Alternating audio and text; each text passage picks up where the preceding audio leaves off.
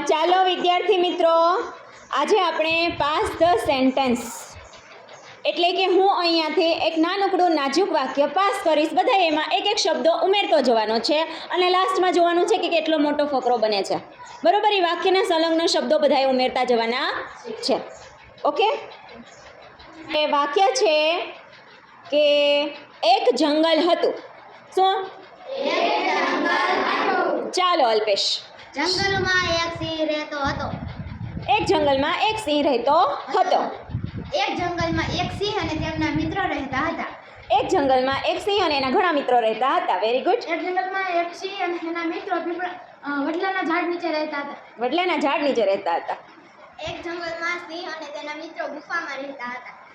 વડલાના ઝાડ નીચે ગુફા હતી, એમાં રહેતા હતા. બરોબર? ઓકે, ચલો. ચાલો દર્પણ. એક જંગલમાં એક સિંહ અને તેના મિત્રો વડલાના ઝાડ નીચે ગુફામાં મસ્તી કરતા હતા. વડલાના ઝાડ નીચે રહેલી ગુફામાં મસ્તી કરતા હતા. હવે આપણે મિત્રોના નામ પણ ઉમેરી શકીએ છીએ. બરોબર? ચલો પ્રિશા. એક જંગલમાં એક સિંહ અને તેમના મિત્રો વડલાના ઝાડ નીચે ગુફામાં મસ્તી કરતા હતા અને તે દરરોજ શિકાર કરવા પર જતા. એક દિવસ તેને હરણનો શિકાર કર્યો. એક દિવસ તેણે હરણનો શિકાર કર્યો. એક દિવસ હરણનો શિકાર કર્યો. બે મિત્રો વચ્ચે ઝઘડો થયો. ચલો હવે પાઠ સમાધાન કોણ કરશે? દીપડો દીપડો સમાધાન કરશે. ઓકે, કેવી રીતે કરશે? તે ખાવાનું લઈને વઈ જાય. બે રહી જશે.